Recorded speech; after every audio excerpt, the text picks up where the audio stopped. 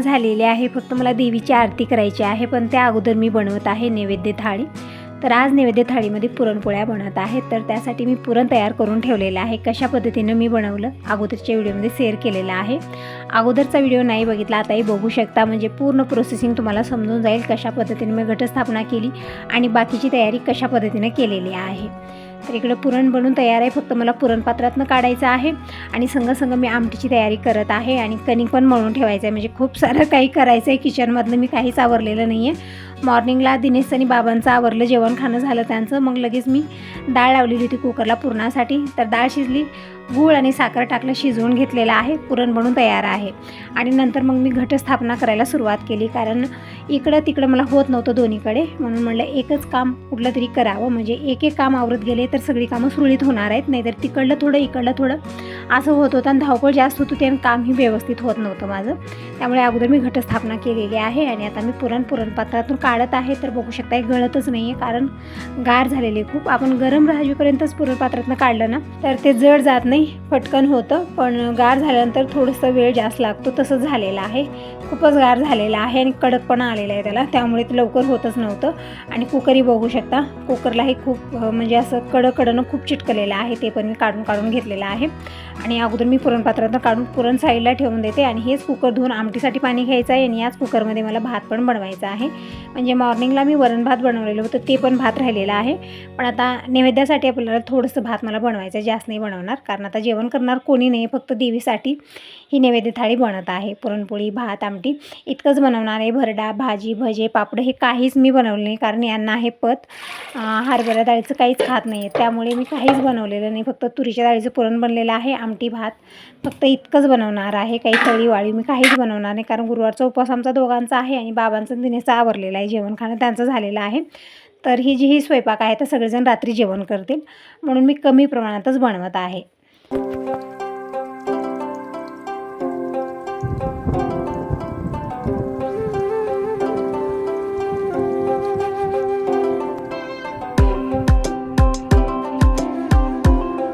तर हे पुरणपात्रातून काढायला थोडासा वेळ मला जास्त लागला। फायनली पुरण बनवून तयार झालेलं आहे आणि हे कुकर धुवून मी हे पाणी आमटीसाठी घेतलेलं आहे, म्हणजे या पाण्यानं आमटी खूप छान टेस्टी बनते, म्हणजे गोडपणा येतो त्यामध्ये, त्यामुळे।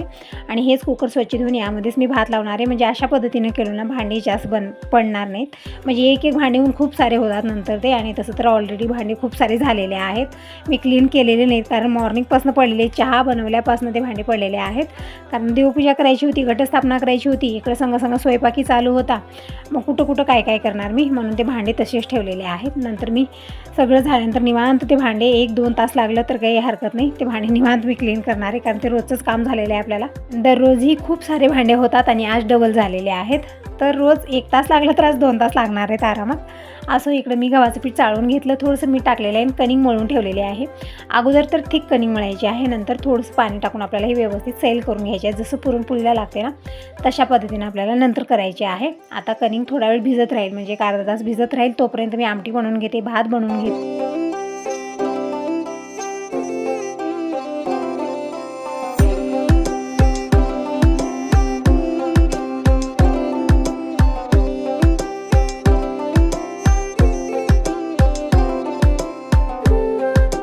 इकडे छोट्या गिलासाने 1 गिलास तांदूळ घेतलेले आहेत, 2-3 पाण्यात स्वच्छ धुवलं आणि तांदळाच्या डबल पाणी टाकलेलं आहे। चवीपुरतं मीठ टाकूया, भात बनत राहील तोपर्यंत मी आमटी बनवून घेते, म्हणजे खोबरं वगैरे वाटण करून घ्यायचं आहे, म्हणजे तयारी करायची आहे अगोदर मला। आणि इकडे चिंच पण मी गरम पाण्यात टाकून उकळी काढून घेतलेली आहे, एक म्हणजे चिंचेचा पूर्णपणे पल्प निघून येतो। आणि इकडे लसूण घेतलेला आहे आणि मी नंतर बघितलं की काल मी लसूण सोलून ठेवलेला होता, तर बरं झालं लसूण सोलेला होता, कारण लसूण सोलायला नको वाटतं मला।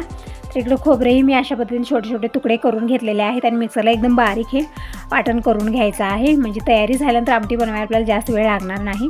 म्हणजे मी कढी काढून ठेवले डाळीचं आमटी बनवण्यासाठी, आणि पुरण म्हणजे जे भांड्यामध्ये पुरण शिजलेलं होतं कुकर वगैरे तेही मी धुवून घेतलेलं आहे, त्याच पाण्याची आमटी बनणार आहे। तर इकडं खोबर मी अशा पद्धतीने एकदम बारीक असं वाटण करून घेतलेलं आहे।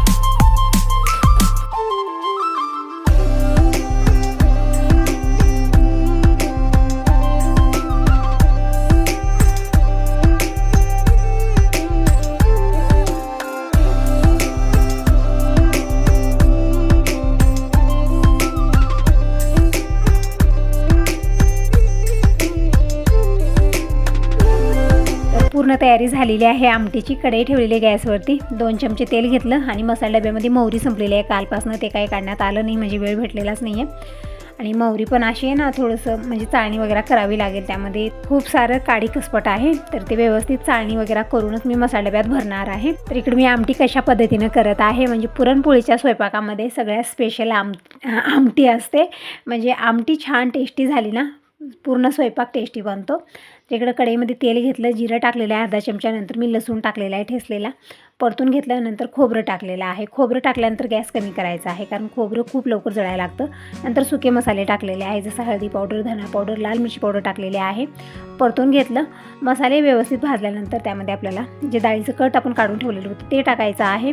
नंतर चिंच कोळलेलं पाणी टाकलेलं आहे. आता टाकूया चवीपुरतं मीठ आणि थोडासा सुहाना मसाला आणि थोडासा गरम मसाला टाकत आहे. म्हणजे रेग्युलर मी गरम मसाला टाकत नाही, पण या आमटीमध्ये गरम मसाला टाकायचा म्हणजे टेस्ट खूप छान येतो.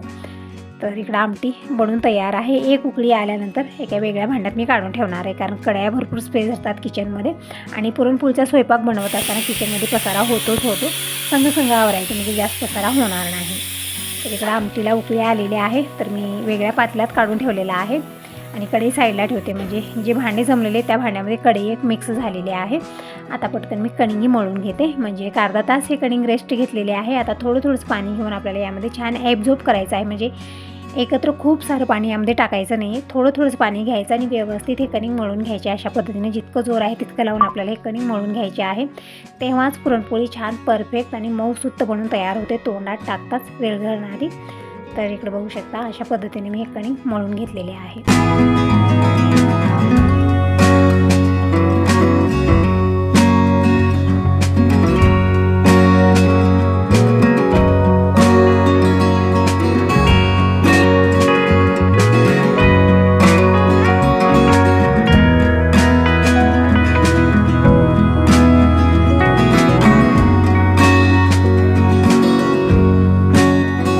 इकडे बघू शकता अशा पद्धतीने मी कणिंग मळून घेतलेले आहे. म्हणजे पुरणपोळीसाठी अशीच कणिंग आपल्याला लागणार आहे. म्हणजे पाणी खूप सारं एकत्र ओतायचं नाही आहे, थोडंसं पाणी आपल्याला यामध्ये ॲब्झॉर्ब करायचं आहे आणि व्यवस्थित हे मळून घ्यायचं आहे. तर कणिंग मळून झालेली आहे. थोडंसं तेल लावूया आणि पटकन मी पुरणपोळ्या करायला सुरुवात करते, कारण लेट खूप झालेला आहे. मला आणखीन जोगवाई मागून यायचा आहे. म्हणजे अगोदर मी नैवेद्य थाळी बनवते, मग देवीची आरती करून घेते. तर हे सगळं आवरल्यानंतर आपल्याला जोगवा मागायचा असतो. म्हणजे आजपासून जोगवा मागायला सुरुवात झालेली आहे. तर इकडं मी पोळीपाट घेतलेला आहे आणि पोळीपाटावरती एक पेपर आणि एक कॉटनचा कपडा मी टाकलेला आहे आणि यावरती आपल्याला पुरणपोळी बनवायची आहे. एकदम परफेक्ट बनते. फक्त पेपरावरही बनवतात कोणी आणि काही ठिकाणी मी बघितलेलं आहे पत्रसावरती पुरणपोळी बनवली जाते, फक्त तेल लावूनसनी बनवली जाते आणि खूप पातळ असतात ते पोळ्या, पण मला ते जमत नाही.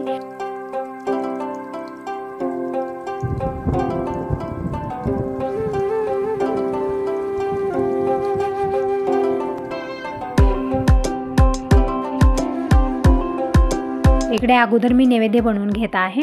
म्हणजे गाईसाठी देवासाठी नैवेद्य बनवते. गाय तर समोर दिसत नाही आहे, पण उद्या आली तर देणार आहे. म्हणजे तसंच गाईचं नावचं निवड ठेवून देते आणि आल्यानंतर देणार आहे. म्हणजे आजकाल गाय इकडे येतच नाही. अगोदर दररोज गाय शेतात यायची, पण आता दिसत नाही. म्हणजे चिखली झालेला आहे, पाऊसही आहे, रोडही नाही इकडं, त्यामुळे येत नसावी.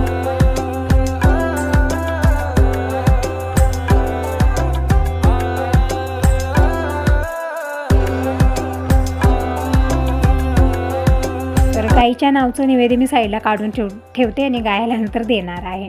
तर इकडे मी छोटे पुरणपोळ्या बनवल्या, म्हणजे नैवेद्यासाठी बनवलेल्या आहेत आणि आता बाकीच्या मी मोठ्या बनवून घेणार आहे. म्हणजे परडी भरण्यासाठी पुरणपोळी बनवत आहे आणि देवांना नैवेद्य दाखवण्यासाठी पुरणपोळीच बनणार आहे. आणि हे जे चिपट्या आहेत ते मी गाईसाठी बनवलेल्या आहेत. तर चिपट्या मी तेल लावून आलट पलट करत सेकून घेतलेला आहे आणि पटकन पुरणपोळी म्हणजे जास्त नाही बनवणार, फक्त मी नैवेद्य थाळीसाठी बनवत आहे आणि बाकीच्या पुरणपोळ्या मी संध्याकाळी बनवणार आहे. म्हणजे दिनेश आल्यानंतर बनवणार आहे, कारण आता बनवून ठेवल्या ते गार होतात आणि गार झाल्यानंतर पुरणपोळी खाऊशी वाटत नाही.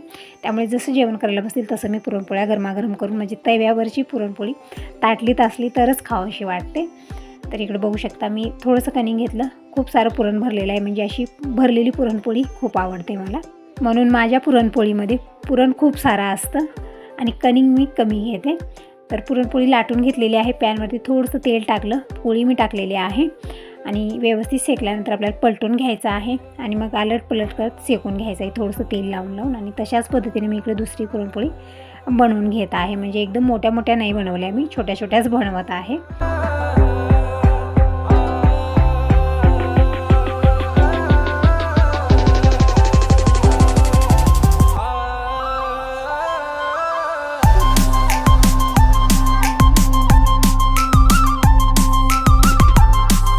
इकडे थोडंसं तेल लावून मी पुरणपोळीला आलट पलट सेकून घेतलेलं आहे. बघू शकता एकदम छान अशी टम्म फुललेली आहे. म्हणजे पुरण आणि कणिक परफेक्ट झालं, पुरणपोळी परफेक्टच बनते. तर बघू शकता एकदम मऊसुत लुसलुशीत अशी तोंडात टाकताच विरघळणारी पुरणपोळी बनून तयार झालेली आहे. तर फक्त 2 ते 4 पुरणपोळ्या मी बनवणार आहे आणि देवाला नैवेद्य दाखवते. आणि बाकीच्या पुरणपोळ्या सगळेजण आल्यानंतरच मी बनवणार आहे. म्हणजे दिनेशी कॉलेजनं आज लवकर येणार नाही आणि बाबांचंही दुपारचं जेवण झालेलं आहे, ते पण आता लवकर येणार नाहीत. म्हणजे रात्रीचं जेवण हे बनत आहे.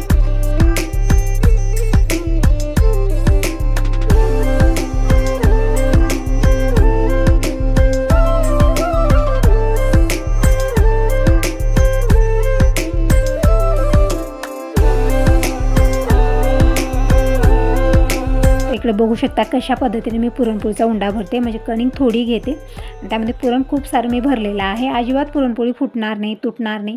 परफेक्ट पुरणपोळी बनून तयार होते. म्हणजे आपण तयारी परफेक्ट केली ना, त्याचा रिझल्ट पण परफेक्टच येतो. जीही मेहनत लावायची आहे तयारीमध्ये लावायचं, तयारी व्यवस्थित झाली ना त्याचा रिझल्ट परफेक्टच येतो. तर बघू शकता इकडं एकदम मस्त अशा फुलून टम्म पुरणपोळ्या बनून तयार होत आहेत.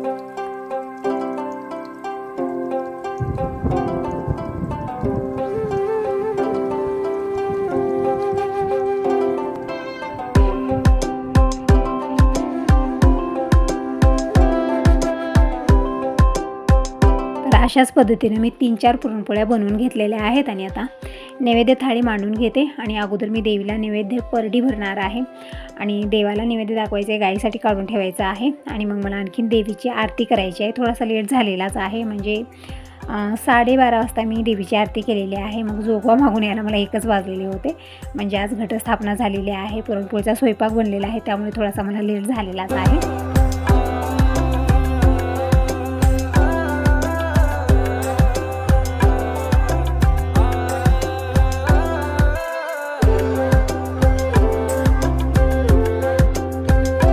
इकडे बघू शकता नैवेद्य थाळी तयार आहे. जे जे बनलेलं आहे सगळं मी नैवेद्यावरती लावून घेतलेलं आहे. म्हणजे प्रत्येक वेळी मी भजी, पापड, भरडा, भाजी हे सगळं मी भरपूर बनवत असते. म्हणजे पुरणपोळीची थाळी एकदम भरलेली असते. पण आज मी काहीच वस्तू बनवलेल्या नाहीत, फक्त पुरणपोळ्या बनलेल्या आहेत. आमटी, भात आणि तोप आहे, दूध आहे, इतकंच आहे. कारण जास्त बनवलं तर हे खाणार नाहीत, पत पाणी त्यांना आहे आणि खाणारे पण जेवण करूनच बसलेले आहेत, त्यामुळे जास्त नाही बनवलं मी. तर इकडे नैवेद्य थाळी तयार आहे. तर अगोदर मी परडी तर चौरंगावरती ठेवते. पूजन मी मॉर्निंगलाच करून घेतलेलं आहे, फक्त मला परडी भरायची आहे. आणि मग देवाला नैवेद्य दाखवते आणि देवीला पण नैवेद्य दाखवते. मी आरती करून घेते. तर आसन मी अंतरले चौरंगावरती, त्यावरती मी परडी ठेवली. हळदी कुंकू चंदन वाहिलेलं आहे. आणि आता परडी भरून घेऊया. आणि आणखीन मी अंबाबाईसमोर दीप प्रज्वलित केलेला नाही आहे, कारण एक वेळा हे दीप प्रज्वलित झाला की आपल्याला शांत होऊ द्यायचा नाही आहे. म्हणजे नवरात्रीचे 9 दिवस हा दीपक प्रज्वलित असला पाहिजे, म्हणून मी भरून तेल घातलेलं आहे, दीप प्रज्वलित करून घेतलं. आणि इकडं मी आरतीचं ताट ते पण मी प्रज्वलित करून घेतलेलं आहे. आणि परडीमध्ये अगोदर मी इकडं परडी भरून घेत आहे. पुरणपोळी जे जे बनलेलं आहे ते सगळं मी परडीत भरलेलं आहे. देवांना नैवेद्य दाखवते आणि अंबाबाईला नैवेद्य दाखवते आणि आरती करून घेते.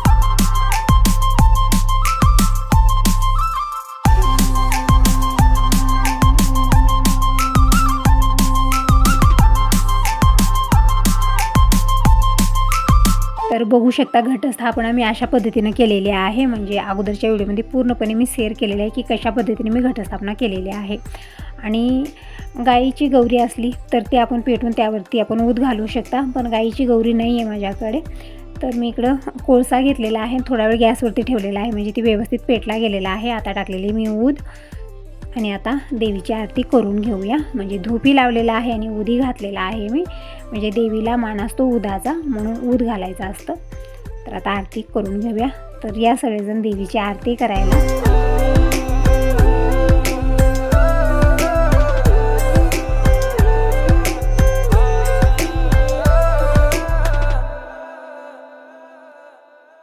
तर देवीची आरती करून घेतली, कापुरी ओवाळून घेतलेला आहे.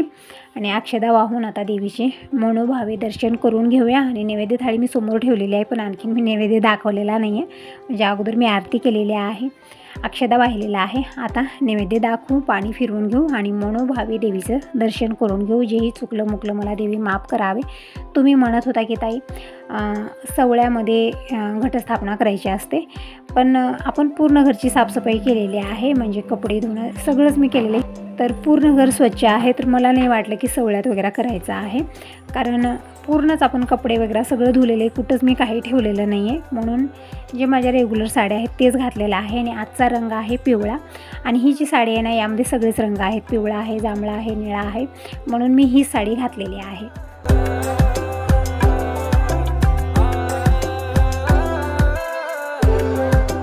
तर देवीची आरती झालेली आहे, मनोभावे देवीचं दर्शन करून घेतलं.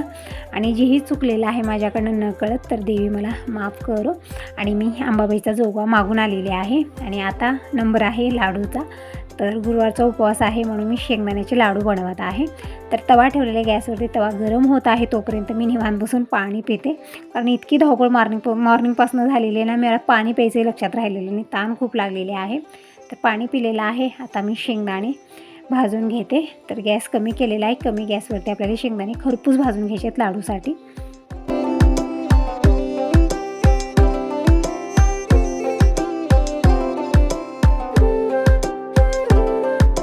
आणि शेंगदाणे भाजत मी इकडं भांडे पण किचन काउंटरवर ठेवलेले आहेत. बघू शकता किती भांडे झालेले. त्या टोपल्यामध्ये मी भांडे भरलेले आहेत, म्हणजे एकात एक ठेवलेले, त्यामुळे जास्त ते दिसत नाहीत, नाहीतर खूप सारे भांडे झालेले आहेत. तर सगळे भांड्याचं अगोदर मी खडकटं काढून घेते, म्हणजे मॉर्निंगपासून हे भांडे ठेवलेले थोडेसे हाडकलेले पण आहेत, म्हणून मला भरपूर वेळ लागले भांडे क्लीन करण्यासाठी. पण अगोदर मी भांडेच क्लीन करणार आहे, नंतर लाडू बनवणार आहे. आणि कपडे पण मी मशीनला लावलेले आहेत, म्हणजे पूजा करण्या अगोदर मी कपडे वगैरे काही काढलेले नव्हते. पूजा झाली देवीची, जोगवा मागून आला, मगच मी कपडे मशीनला लावलेले आहेत. तर मशीन आपलं काम करत आहे कपड्यांचं, तोपर्यंत इकडे भांडे पण मी स्वच्छ करून घेते. अगोदर सगळ्या भांड्याचं मी खरकटं काढलेलं आहे. आणि जे भांडे जास्त हडकले त्यामध्ये पाणी भरून ठेवलेलं आहे. आणि इकडे भांडी मी घासून घेत आहे अगोदर. म्हणजे किचन क्लीन तर सगळंच क्लीन. किचनमध्ये असा पसारा खरकटी भांडी बघितली ना खरंच मूड ऑफ होतो, म्हणून संघ ही कामं मी आवरत असते. किचनमध्ये जास्त वेळ भांडी ठेवायला अजिबात आवडत नाही. तर इकडे शेंगदाणे पण भाजलेले आहेत आणि गार पण झालेले छान. आता पटकन लाडू बनवून घेऊ, भुकी लागलेली आहे. आता नंबर आहे पोटपूजेचा. यांना पण फोन लावलेला होता की शेंगदाण्याचे लाडू बनवत आहे, तर लाडू घेऊन जावा. दही पण मी काढून ठेवले डब्यामध्ये, म्हणजे घरी काही खाणार नाही ते, कारण त्यांना असते घाई गडबड आणि गॅरेजमध्ये कोणीच नसतं, म्हणून तिकडेच घेऊन जाते लिहून. तर इकडे शेंगदाणे मी अगोदर मिक्सरला वाटून घेतलेले, म्हणजे छोटं मिक्सरचं भांडं घेतलं आणि शेंगदाणे जास्त झाले आणि ते डब्बा गच्च भरलेला आहे बघू शकता. तर एका वेगळ्या वाटीमध्ये मी ते काढून ठेवलेलं आहे. आणि हे शेंगदाणे आणखी थोडा वेळ मी वाटून घेणार आहे, म्हणजे एकदम बारीक वाटून घ्यायचं आपल्याला लाडूसाठी. थोडेफार मोठे राहिले नाही यामध्ये शेंगदाणे, तर तितका टेस्ट येत नाही त्या लाडूला, म्हणून एकदम छान बारीक असं वाटून घ्यायचं. नंतर मी गूळ टाकलेला आहे, यामध्ये गूळ टाकलेला आहे, 2 ते 3 चमचे तूप टाकलेला आहे. आणि आणखीन एक वेळा आपल्याला मिक्सरला फिरवून घ्यायचं, म्हणजे छान हे सगळं एकजीव होतं आणि लाडू एकदम छान टेस्टी बनून तयार होतात. तर अशा पद्धतीनं कधी लाडू बनवून बघा, सगळ्यांना खूप आवडतील आणि याचा टेस्ट एक वेगळाच येतो. तर इकडं हे लाडूचं मिश्रण बनवून तयार आहे. एका भांड्यामध्ये काढून घेते आणि जे थोडंफार मी वाटीमध्ये ठेवलेलं आहे ते पण गूळ टाकून मी तेही वाटण करून घेते आणि सगळेच लाडू बनवून घेते, म्हणजे दिनेशी आल्यावर खाईल. दिनेशलाही शेंगदाण्याचे लाडू खायला खूप आवडतात, यांना पण आवडतात, म्हणजे सगळ्यांनाच आवडतात. तर इकडे सगळ्या शेंगदाण्याचे हे जे कोठी मी ठेवलेलं होतं त्याचे पण मी लाडू बनवून घेत आहे. तर अशाच पद्धतीनं गूळ टाकलं, 2-3 चमचे तूप टाकलेलं आहे, मिक्सरला फिरवून घेतलेलं आहे. तर छान एकजीव झालेला आहे हे. तर सगळं मी एका भांड्यात काढून घेतलं आणि पटकन याचे लाडू वळून घेऊया.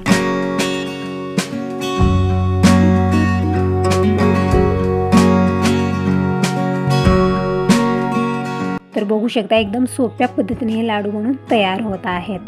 तर व्हिडिओला तर सुरुवात झालेलीच आहे. तर एकच म्हणेन, व्हिडिओ पूर्ण बघा, आवडला तर लाईक करा, पहिल्यांदा बघत असाल तर चॅनलला सबस्क्राईब करा आणि लाईक करायला अजिबात विसरू नका. तुमच्या एका लाईकमुळे मी खूप मोटिवेट होते. तर प्लीज व्हिडिओला लाईक करा आणि कमेंट करून सांगा जा की तुम्हाला माझे व्हिडिओ कसे वाटतात. तर इकडे लाडू मी बनवून घेतलेले सगळेच छोट्या मोठ्या आकाराचे झालेले आहेत. घरी तर खायचं आहे, कुणाला द्यायचं आहे आपल्याला एकसारखे बनवून, तर छोट्या मोठ्या आकाराचे झालेले आहेत. तर इकडं मी घेतलेला आहे ॲल्युमिनियम पेपर आणि यामध्ये हे लाडू अशा पद्धतीनं रोल करून ठेवत आहे. म्हणजे जसे आपण लाडू बनवले तसेचे टिकून राहतात. म्हणजे आपण एक 10-12 दिवसही ठेवलं ना तरी पण हे असेच बनून राहतात, म्हणजे आत्ता केल्यासारखेच बनून राहतात. तर बघू शकता आमचे राजकुमारी आलेले आहे, चेंज वगैरे करून घेत आहे. तोपर्यंत मी दिनेशला जेवायला वाढलेलं आहे.